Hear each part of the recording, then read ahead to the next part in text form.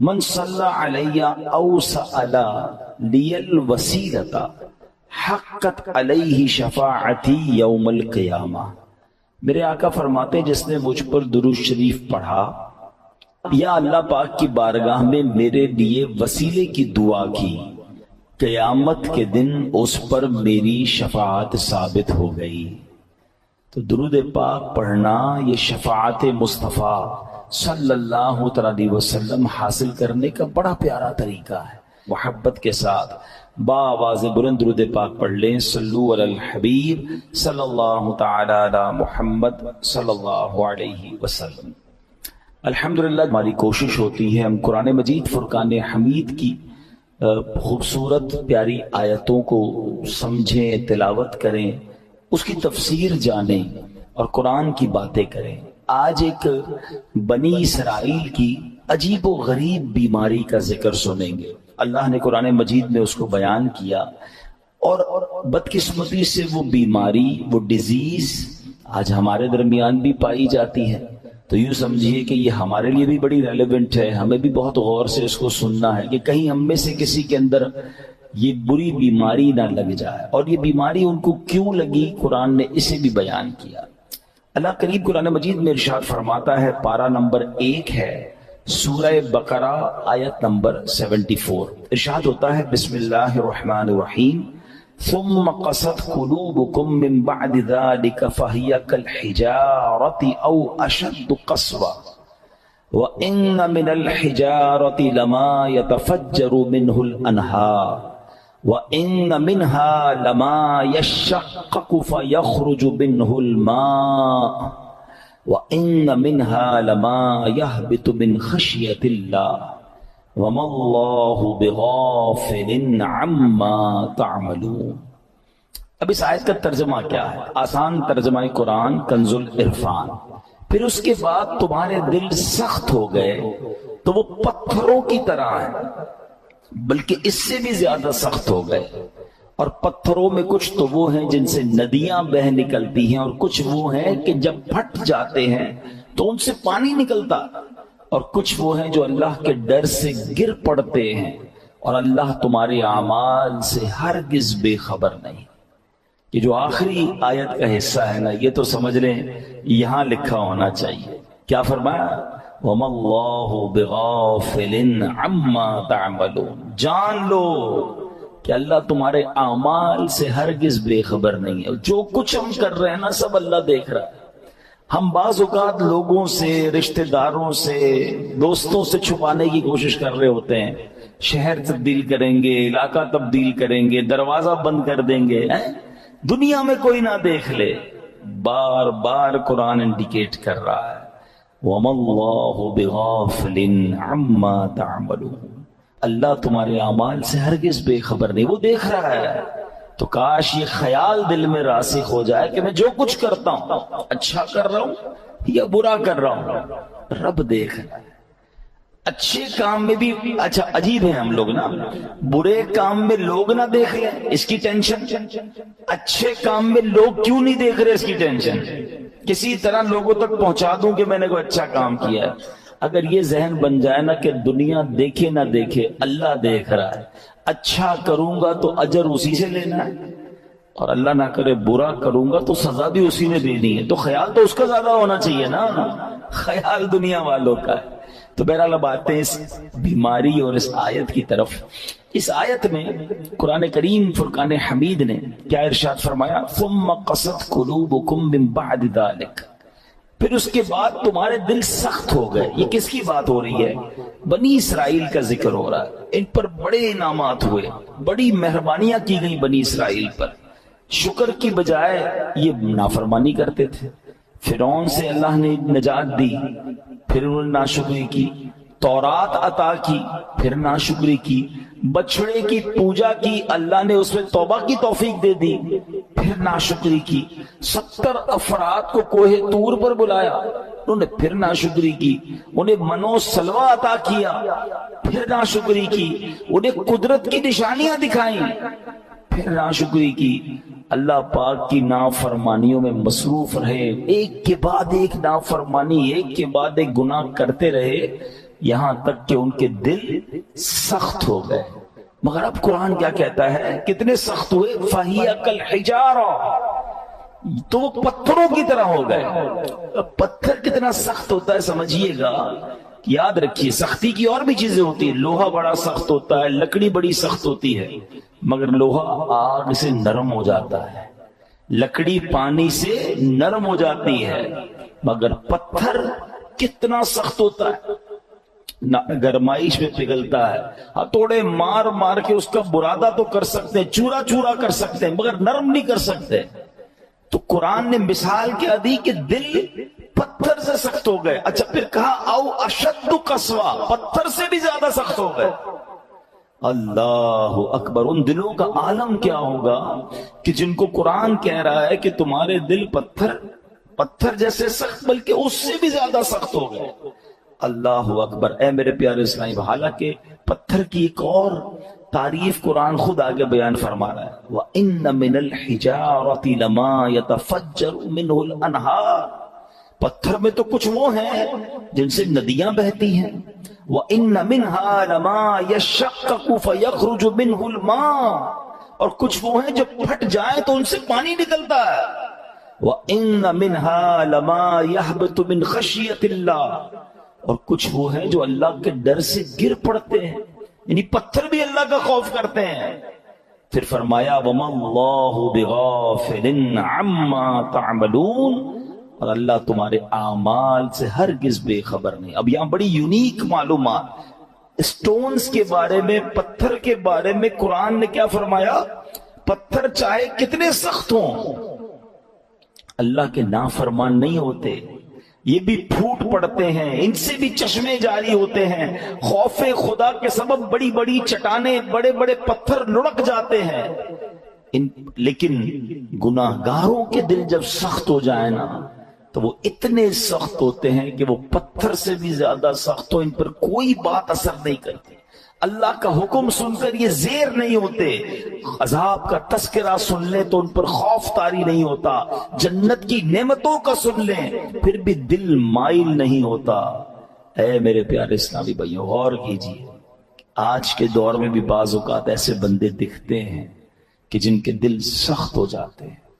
اور سختی کی قرآن نے وجہ جو تفسیر میں ہم نے سنی کہ گناہ پر گناہ، ایک کے بعد ایک دوسرا گناہ. حدیثوں میں یہ مضمون ملتا ہے کہ بندہ جب ایک گناہ کرتا ہے نا تو اس کے دل پر ایک نقطہ لگ جاتا ہے، بلیک ڈاٹ. دوسرا گناہ کرتا ہے پھر دوسرا نقطہ، تیسرا کرتا ہے تیسرا نقطہ. ایک وقت آتا ہے پورا دل ہی کالا ہو جاتا ہے. اب ہدایت کی کوئی بات اثر نہیں کرتی ہے. اسی لیے کہتے ہیں نا، جیسی گناہ ہو جائے ویسی توبہ کر لو، جیسی نافرمانی ہو جائے ویسی نیکی کر لو. کلیریفائی ہونا چاہیے، ہارٹ پیور ہونا چاہیے. آنسو بہایا کرو اللہ کی بارگاہ میں کہ یہ دلوں کو دھو دیتا ہے، دلوں کو صاف کرتا ہے، بندہ خوف الہی سے لرزتا رہے. مگر آج حال یہ ہے کہ دل اتنے سخت ہو گئے کہ کوئی ہدایت کی بات اثر کرنا تو دور کی بات اچھی بھی نہیں لگتی. آج کے دور میں کسی سے اچھی بات کرو، قرآن کی بات کرو، دین کی بات کرو، لڑنے لگ جاتا ہے مسلمان ہو کر. یہ کیا ہر وقت بات یہ لگائی بھی ہے؟ کیوں بھائی اللہ رسول کی بات کرتے ہو، ہم کوئی اور بات کر رہے ہیں.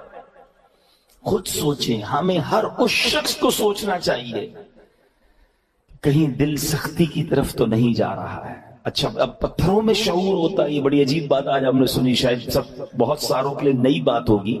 مفتی احمد یار خان نعیمی بہت بڑے مفسر قرآن ہے، فرماتے ہیں اس سے معلوم ہوا کہ پتھروں میں بھی شعور ہوتا ہے. یہ الگ بات ہے کہ ہمیں ان کے شعور کی خبر نہیں ہوتی.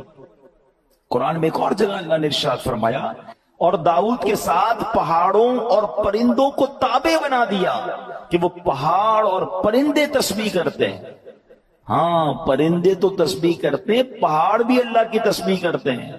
آپ نے نہیں سنا ابو جہل کے ہاتھ میں کنکر تھے نا، کیا آ کر کہا تھا اس نے اللہ کے نبی کو کہ اے محمد صلی اللہ علیہ وسلم، اللہ کے سچے نبی ہو تو بتاؤ میری مٹھی میں کیا ہے. اللہ اکبر. نبی پاک کا کیا خوبصورت جواب تھا. فرمایا میں بتاؤں تیری مٹھی میں کیا ہے؟ جو تیری مٹھی میں کنکر ہے بتا دے میں کون ہوں. اور پھر کنکروں نے کلمہ پڑھنا شروع کر دیا. تو پتا چلا کہ پتھر بھی اللہ کی تسبیح کرتے ہیں. اور اللہ اکبر. اور احد پہاڑ کے بارے میں کون نہیں جانتا؟ اللہ آپ کو مجھے بار بار مدینہ پاک کی حاضری نصیب فرمائے۔ نبی پاک علیہ الصلوۃ والسلام، سبحان اللہ، آقا کے معجزات میں سے یہ معجزات ہے کہ جب نبی پاک مدینہ منورہ میں یا مکہ پاک میں سڑکوں پر کسی کے شاہراہ پر تشریف لے جاتے تو آس پاس کے پتھر نبی پاک کو سلام کیا کرتے۔ احد پہاڑ کے متعلق آقا نے فرمایا، احد پہاڑ ہم سے محبت کرتا ہے، ہم اس سے محبت فرماتے ہیں۔ اب پہاڑ نبی پاک سے محبت کرتا ہے، اور یہ کیسا خوبصورت پہاڑ ہے کہ نبی پاک علیہ الصلوۃ والسلام نے فرمایا کہ احد میرے ساتھ جنت میں جائے گا۔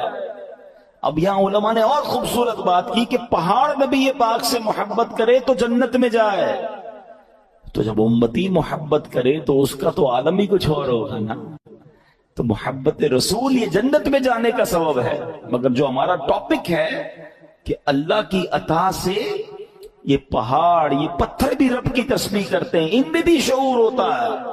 اللہ اکبر۔ اور احد کے پہاڑ کی تو یہ فضیلت ہے کہ ایک جگہ نبی پاک علیہ الصلوۃ والسلام نے فرمایا، جب تم احد پہاڑ کے پاس آؤ فَقُلُوا مِن شَجَرِي، اس پر اگنے والے درخت کے پتے بطور تبرک کھا لیا کرو ہے۔ اور پھر فرمایا اگرچہ احد پہاڑ پر اگنے والے درخت کے صرف کانٹے ہی ملے، اگر پتے نہ ملے تو کانٹے چبا لیا کرو۔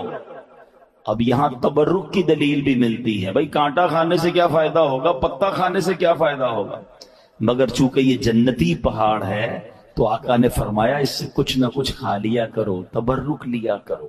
اب پہاڑ مبارک کیسے ہو گیا کہ یہ پہاڑ نبی پاک سے محبت کرنے والا ہے۔ تو ہم دوبارہ آتے ہیں پیارے اسلامی بھائیوں کہ ایک تو ہم نے یہ سنا قرآن کہتا ہے کہ کچھ پہاڑ پھٹ پڑتے ہیں، کچھ میں سے نہریں جاری ہوتی ہیں، کچھ سے پانی جاری ہوتی ہے، کچھ خوف خدا سے گر پڑتے ہیں۔ ایک بار امام ابو القاسم کشیری رحمۃ اللہ تعالی لکھتے ہیں کہ اللہ پاک کے ایک نبی کہیں سے گزر رہے تھے، آپ نے ایک چھوٹا سا پتھر دیکھا، مگر اس چھوٹے سے پتھر سے مسلسل پانی بہ رہا تھا۔ آپ بڑے حیران ہوئے، اللہ پاک نے اس پتھر کو بولنے کی طاقت عطا فرمائی، اور پتھر کہتا ہے کہ اے اللہ پاک کے نبی، جب سے میں نے سنا ہے معلوم ہوا ہے کہ جہنم کا ایندھن آدمی اور پتھر ہے۔ قرآن کہتا ہے نا، اے ایمان والو اپنے آپ کو، اپنے گھر والوں کو جہنم کی آگ سے بچاؤ جس کا ایندھن آدمی اور پتھر ہے۔ تو ہم آدمیوں پر تو پتہ نہیں اثر ہوا نہیں ہوا، وہ پتھر کہتا ہے جب سے مجھے معلوم ہوا ہے کہ جہنم میں پتھر ڈالے جائیں گے، جب سے میں رو رہا ہوں، جب سے خوف خدا کی حالت سے میری حالت بری ہے، اور یہ جو میرے اندر سے آپ پانی نکلتا دیکھ رہے ہیں یہ خوف خدا کے باعث ہے۔ آپ اللہ کے نبی تھے، آپ نے اللہ کی بارگاہ میں دعا کی اور اللہ پاک نے یا اللہ اس پتھر کو جہنم سے محفوظ فرما دے، دعا قبول ہو گئی۔ اب چلے گئے کہیں، واپس آئے تو پھر اس پتھر سے پانی نکل رہا تھا، تو آپ نے کہا کہ اب تو تمہیں جہنم سے آزادی کی خوشخبری مل گئی، پھر کیوں رو رہے ہو؟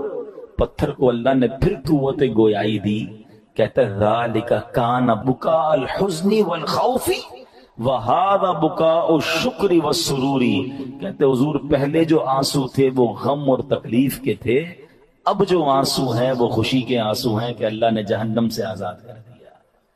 تو یہ اللہ کی مخلوقات ہیں، اللہ پاک، یہ دنیا میں ہر طرف رب کا ذکر ہو رہا ہے، یہ اشرف المخلوقات کہلانے والا ہی غافل ہو جاتا ہے، حالانکہ ہم مجھے اور آپ کو بنایا ہی اللہ کی عبادت کے لیے۔ دیکھیں نا، ہر چیز کے بارے میں ہم یہ جاننے کی کوشش کرتے ہیں what is the reason of the creation. Mobile کیوں بنا ہے؟ بات کرنے کے لیے بنا، اگر اس میں بات کرنے کی صلاحیت ختم ہو جائے، کوئی فنکشن نہ چلے، کیا کریں گے؟ موبائل کا گاربیج کر دیں گے نا۔ پین کیوں چلتا ہے؟ پین کیوں بنا؟ لکھنے کے لیے، لکھنا ہی نہ انک ختم ہو جائے، کیا کرتے ہو؟ پھر بھی لگاتے ہو، پھینک دیتے ہیں۔ جو چیز جس لیے بنائی گئی اگر وہ کام نہ کرے تو اسے ڈسپوز کر دیا جاتا ہے۔ ہمیں کیوں بنایا گیا ہے؟ کبھی سوچا آپ نے؟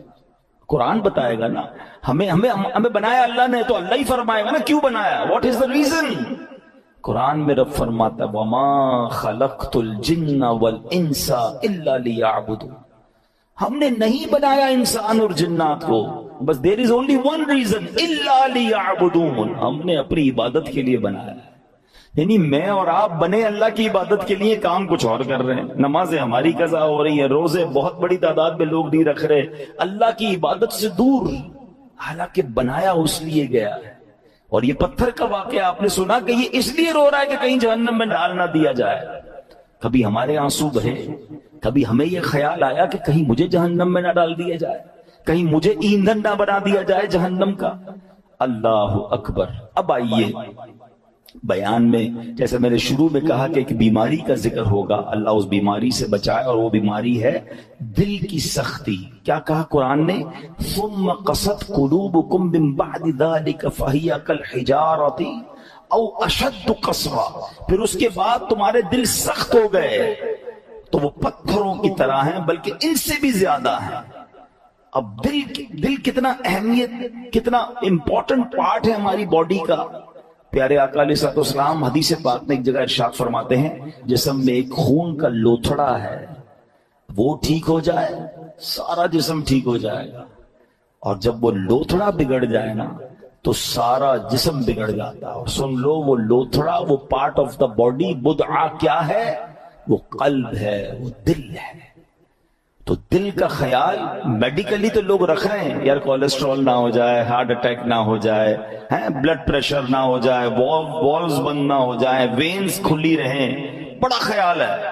ٹھیک ہے، یہ تو ظاہری اس دل کی کیفیت ہے نا، مگر اگر اس دل میں ایمان ہی نہ ہو، اس دل میں معاذ اللہ سختی آ جائے، ہدایت کی کوئی بات ہی اثر نہ کرے، یہ دل معاذ اللہ غیبت، چغلی، بغض، کینہ، تکبر اور برائیوں کی آماجگاہ بن جائے تو یہ تو برباد کر دے گا نا، ایمان برباد کر دے گا. ہمیں جان لینے والے مرض کا ڈر ہے، ہم ڈسکس بھی کرتے ہیں، ڈاکٹر کے پاس بھی جاتے ہیں، ٹیسٹ بھی کراتے ہیں، جناب بتائیں ہارٹ اٹیک نہ ہو، میری باڈی ٹھیک رہے، کتنی ایکسرسائز کرنی ہے. Everybody talk about it. وہ کیوں؟ کہ جان چلی جائے گی نا. مگر مجھے بتاؤ، جان جانا زیادہ خطرناک ہے یا ایمان جانا زیادہ خطرناک ہے؟ جان تو ویسے ہی جانی ہے، آج نہیں تو کل چلی جائے گی، مرنا تو ہے ہی، اس سے تو کوئی نہیں بچ سکتا. مگر ایمان سلامت لے کر قبر میں جانا یہ زیادہ ضروری ہے نا. تو یہ حدیث بھی بتا رہی ہے، قرآن کی آیتیں بھی بتا رہی ہے کہ دل صاف ہونا چاہیے، دل اللہ کی رحمتوں کے نزول کی جگہ ہونی چاہیے. مگر جن کے دل سخت ہو گئے ہیں وہ غور کریں. اب آئیے میرے پیارے اسلامی بھائیوں، حدیث پاک، یہ دل کی سختی سزا کتنی بڑی ہے. اللہ کے نبی علیہ الصلوۃ والسلام فرماتے، ترمذی شریف کی حدیث ہے، ان ابعد الناس من اللہ قلب القاسی. فرماتے سخت دل والا سب سے بڑھ کر اللہ سے دور ہے. Nobody talk about it. کوئی بات ہی نہیں کرتا. ارے دل سخت ہے، یہ دل نرم ہے. اگر دل سخت ہو گیا نا تو پھر اللہ سے سب سے زیادہ دور وہ ہو جائے گا. حضرت مالک بن دینار جیسی عظیم ہستی کا فرمان سنو. فرماتے بندوں کو جو سزائیں دی جاتی ہیں ان میں سب سے بڑی سزا یہ ہے کہ بندے کا دل سخت کر دیا جاتا ہے. ہائے ہائے، نہ نماز میں دل لگے، نہ تلاوت میں دل لگے، نہ دعا میں آنسو بہیں، نہ ہدایت کی بات اچھی لگے. لوگ نعتیں سن کر رو رہے ہوتے ہیں اور ہم کہتے بند کرو یار، مزہ نہیں آ رہا. یعنی کوئی اچھی بات دل پر اثر نہیں کر رہی تو چیک کرو کہ یار یہ دل سخت تو نہیں ہو گیا، دروازہ تو بند نہیں ہو گیا. یہ سب سے بڑی سزا ہے. حضرت مالک بن دینار کہتے ہیں بندے کو جو سب سے بڑی سزا دی جاتی ہے وہ اس کا دل سخت ہو جاتا ہے. کسی مسلمان کو تکلیف میں دیکھ کر ہمیں تکلیف محسوس کیوں نہیں ہو رہی ہے؟ کوئی بیچارہ غریب پریشان ہے، اس کو دیکھ کر مجھے فیل کیوں نہیں ہو رہا؟ اگر ہو رہا ہے اللہ کا شکر ادا کریں. اگر مسجد میں آنے کو جی چاہتا ہے اللہ کا شکر ادا کریں، اور مسجد میں آ کر بھاگنے کو جی چاہتا ہے، there is something wrong in your heart. اس سے بڑھ کر رحمتوں والی جگہ کون سی ہے؟ ہونا کیا چاہیے؟ اللہ کے گھر میں آؤ تو پیس، سکون، مزہ آ جائے. مگر کچھ لوگ مسجد میں آ کر بھی بے چین، آخر میں آئیں گے سب سے پہلے جانے کی کریں گے. خود سوچئے کیوں مجھے بے چینی ہوتی ہے؟ موبائل پر گھنٹوں بیٹھ جاؤں گا، دوست کے ساتھ چائے پینے گھنٹوں بیٹھ جاؤں گا، اللہ کے گھر میں مجھے تکلیف کیوں ہو رہی ہوتی ہے؟ جب تک بیماری کو ڈائگنوس نہیں کریں گے نا پھر حل نہیں ہوگا. آج میں آپ کو علاج بھی بتاؤں گا. اب آئیے دل کی سختی کے اسباب. What is the reason? نبی پاک علیہ السلام فرماتے ہیں ذکر اللہ کے علاوہ زیادہ کلام نہ کرو، بے شک زیادہ باتیں کرنا دل کو سخت کر دیتا ہے۔ یہ بہت جو بولتے رہتے ہیں نا، بہت بولتے رہتے ہیں، زیادہ باتیں نہیں، قلیل الکلام، اللہ کا ذکر کریں، تلاوت کریں، کم بولیں، کیونکہ زیادہ بولنے والا غلطیاں بھی زیادہ کرتا ہے نا، جھوٹ بھی نکل جائے گا، غیبت بھی نکل جائے گی، دل آزاری بھی ہو جائے گی، معاذ اللہ احساس نہیں ہوگا، علم نہیں ہوگا تو کلمہ کفر بھی نکل جائے گا۔ کم بولیں، سوچ کے بولیں۔ ایک جملہ سنا ہوگا آپ نے، پہلے تولو بعد میں بولو۔ ہم بول کے تول رہے ہوتے ہیں، پھر پچھتا رہے ہوتے ہیں، یار نہیں بولنا تھا، یار کیا بول دیا، یار مسئلہ ہو گیا، جھگڑا ہو۔ پہلے سوچ لیتے ہیں نا۔ آپ کے کسی بھی باڈی پارٹ کے گرد گارڈ نہیں بٹھائے گئے، یہ زبان ہے جس کو 32 گارڈ کا پہرا دیا گیا ہے۔ 32 دانت کے پیچھے زبان ہے نا، مگر جب یہ چلتی ہے سارے گارڈز پیچھے چھوڑ کر کسی کا دل توڑتی ہے، کسی کا سر پھوڑتی ہے، کسی کے خاندان برباد کر دیتی ہے۔ سوچئے، زیادہ بولنا دل کو سخت کر دیتا ہے۔ یوں ہی زیادہ ہنسنے سے بھی دل سخت ہو جاتا ہے۔ حدیث پاک میں ہے ان کثرت الضحک تمیت القلب، بے شک زیادہ ہنسنا دل کو مردہ کر دیتا ہے۔ ہر وقت ہنسی مذاق، کچھ لوگ ہوتے ہیں جن کا کام ہی یہ ہوتا ہے، تو ہر وقت نہیں ہوتا، کبھی کبھی مزاح کرنا اور ہے، مگر ہنسی مذاق میں بھی دل آزاری کی اجازت نہیں ہے نا۔ آپ مسکرانے والی بات کریں، اچھی بات ہے، لیکن ہر وقت ایک ہی کام میں لگے ہوئے ہیں اور پھر جھوٹ بول بول کے ہنسا رہے ہیں، یہ دل کو مردہ کر دیتا ہے۔ تو اے میرے پیارے اسلامی بھائیوں، قرآن کیا کہتا ہے؟ بل ران علی قلوبہم ما کانوا یکسبون، بلکہ ان کے کمائے ہوئے اعمال نے ان کے دلوں پر زنگ چڑھا دیا ہے۔ قرآن کہہ رہا ہے زنگ چڑھ جاتا ہے، اپنے ہی اعمال جو ہیں، برے اعمال دلوں پر زنگ چڑھا دیتے ہیں۔ اب یہ تو ہو رہا ہے، ہم تو کر رہے ہیں، اب حل کیا ہے؟ دل صاف کیسے ہوگا؟ دل نرم کیسے ہوگا؟ آئیے آج اس کا نسخہ بھی لے لیجیے، اور وہ بھی انشاءاللہ حدیث پاک سے ہی پیش کروں گا۔ اللہ کے نبی علیہ الصلوۃ والسلام فرماتے ہیں کہ بے شک جیسے لوہے پر زنگ چڑھتا ہے، ایسے ہی دل بھی زنگ آلود ہو جاتے ہیں۔ عرض کی گئی یا رسول اللہ صلی اللہ تعالی علیہ وسلم، دل کے زنگ کا علاج کیا ہے؟ ارشاد فرمایا موت کو کثرت سے یاد کرنا اور ذکر اللہ کی کثرت کرنا۔ اللہ کا ذکر یہ دل کا زنگ دور کرتا ہے، تلاوت قرآن یہ دل کا زنگ دور۔ آپ کو کبھی کبھی مزہ نہیں آئے گا، یہ بھی میں آپ کو بتا دیتا ہوں، پہلے سے بتا دیتا ہوں، کہ جس کے دل میں پرابلم ہوتی ہے نا، وہ جیسے ہی ذکر اللہ کرے گا اس کو نیند آنے لگے گی، تلاوت کرے گا بوریت شروع ہو جائے گی، مسجد میں آئے گا ٹینشن شروع ہو جائے گی۔ اب آپ کو میں ایک فارمولا دے دیتا ہوں، پہلے ذہن بنا لے کہ مجھے دل صاف کرنا ہے، مجھے گناہوں کا یہ زنگ اتارنا ہے، مجھے اللہ کی معرفت اپنے دل میں چاہیے۔ تو اب حل کیا ہوگا؟ اب اس کو دنیا کی اگزامپل سے سمجھاتا ہوں۔ مثال کے طور پہ کسی کو بخار ہو جائے اور کوئی وائرس لگ جائے، کھانا اچھا نہیں لگے گا، پانی اچھا نہیں لگے گا، چائے اچھی نہیں لگے گی، جوس اچھا، گھر والے بیچارے سوپ بنا کے دیں گے، نہیں کھانا ہے، منہ کڑوا ہو جاتا ہے۔ آپ کیا کرتے ہیں؟ اچھا نہیں لگتا پھر بھی کھاتے ہیں۔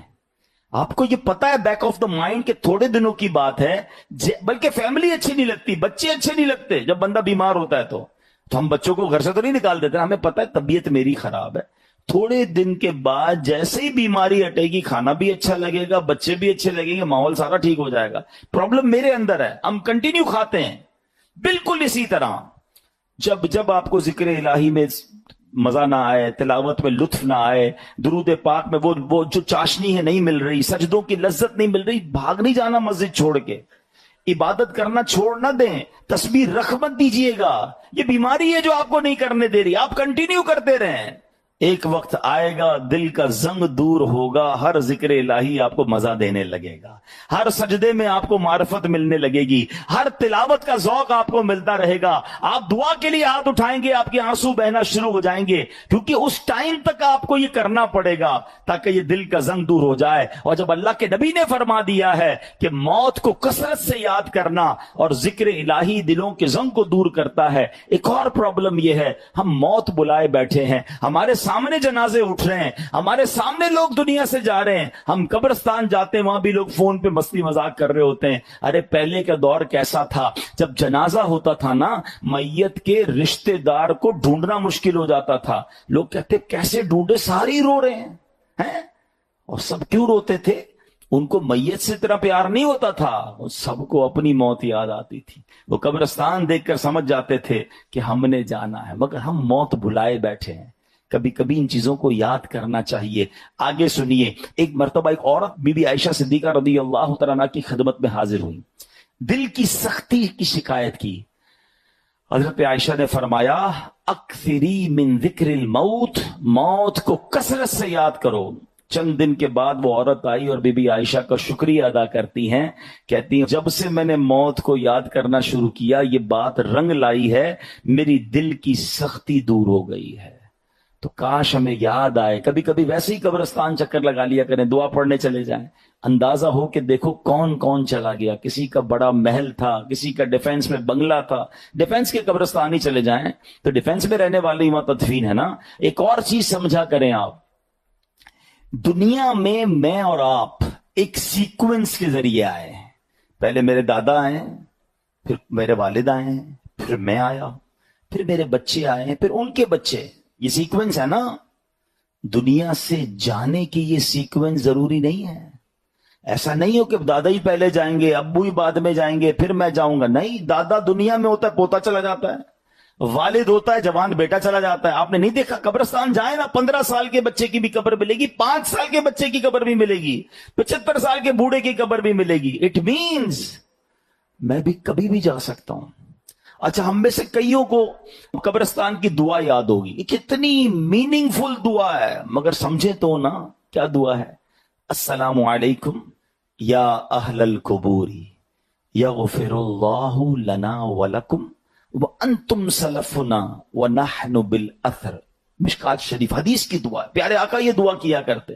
مانا کیا ہے؟ السلام علیکم یا اہل القبور، اے قبر والو تم پر سلامتی ہو. پھر کیا فرمایا؟ یغفر اللہ لنا ولکم، اللہ تمہاری اور ہماری مغفرت فرمائے. مگر جو اگلا جملہ ہے نا، انتم سلفنا ونحن بالاثر، تم پہلے چلے گئے ہو، ہم بعد میں آنے والے ہیں. کاش یہ بات سمجھ آ جائے کہ میرا ٹھکانہ وہی ہے، جانا ادھر ہی ہے. کون سی ترم خانی کام آئے گی، کون سا جاہو جلال کام آئے گا، کون سے پیسے کام آئیں گے، کون سی پراپرٹی کام آئے گی، سب کچھ ادھر رہ جائے گا. اعمال کام آئیں گے. 2 گز کی قبر ہے، اربوں پتی کو بھی لٹھے کا کفن ہے، اور فٹ پاتھ پر مرنے والے کو بھی وہی کفن ہے. یہ میرا لباس ہوگا، یہ میری قبر ہوگی. تو موت کو کثرت سے یاد کرنا یہ دل کو نرم کر دیتا ہے، یہ اس دل کی سختی کو دور کرتا ہے. اللہ اکبر. اے میرے پیارے اسلامی بھائیو، اسی طرح اللہ والوں کی جو نگاہ ہوتی ہے نا، ہاں وہ کہتے ہیں نا یک زبانہ صحبت با اولیاء بہتر اسد سالہ طاعت بیریا. سینکڑوں سال کی بے ریا عبادت ایک طرف، کسی ولی کامل کی صحبت ایک طرف. اللہ والوں کی صحبت میں بیٹھے، ان کی نگاہ سے، ان کی صحبت سے دل کا زنگ اتر جاتا ہے. ہاں اسی طرح علماء کہتے ہیں اللہ والوں کی دشمنی جو ہے نا، کسی اللہ والے کی گستاخی، چاہے گناہ تھوڑا تھوڑا کر کے دل سخت کرتا ہے، یہ وہ گناہ ہے جو ڈائریکٹ دل کو سخت کر دیتا ہے، دل بالکل مردہ ہو جاتا ہے جو اللہ کے ولی سے دشمنی کرتا ہے. تو اے میرے پیارے اسلامی بھائیوں، اللہ والوں کی صحبت اختیار کریں، نیک لوگوں میں بیٹھا کریں، تلاوت قرآن کریں، ذکر الہی کریں، موت کو کثرت سے یاد کریں. تو یہ دل جو ہے اس کی سختی سے ہم محفوظ رہیں گے. وہ آج امت کو نہ جانے کیا ہو گیا، اس کو اپنے رب کے ناموں کا بھی خیال نہ رہا. وہ جس طرح میرے پیارے بھائیو اللہ کی ذات جو ہے وہ یکتا ہے، وہ اپنے ناموں کے اعتبار سے بھی یکتا ہے. اس جیسے کسی کے نام نہیں، اور نام بھی وہی بولنے چاہیے جو اللہ ذو الجلال نے قرآن میں نازل کر دیے، جو اپنے پیغمبر کو سکھا دیے. ہم دعا کرتے ہیں اسألک بکل اسم ہوا لک، اللہ میں تجھ سے مانگتا ہوں تیرے ناموں کے ساتھ جو تیرے نام ہے. سمیت بہ نفسک، میرے مالک جو تو نے خود اپنے نام چنے ہیں. او انزلتہ فی کتابک، یا تو نے اپنی کتاب میں اتار دیے ہیں. او علمتہ احدا من خلقک، یا تو نے اپنے پیغمبروں کو سکھا دیے ہیں. او استأثرت بہ فی علم الغیب عندک، اللہ جو تو نے نام اپنے پاس رکھے ہیں میں ان ناموں کے ذریعے تجھ سے مانگتا ہوں، میری اس ضرورت کو پورا فرما دے۔ قال قد وقع عليكم من ربكم رجس وغضب أتجادلونني في أسماء سميتموها أنتم وآباؤكم ما نزل الله بها من سلطان۔ اللہ کا غضب، اللہ کا قہر ان لوگوں پہ پڑا جن لوگوں نے اللہ ذوالجلال کے بارے میں تو سوچا نہیں، اپنے بتوں کے نام ایسے رکھ دیے، ان میں جھگڑنے لگ گئے، کہنے لگے یہ سچا ہے۔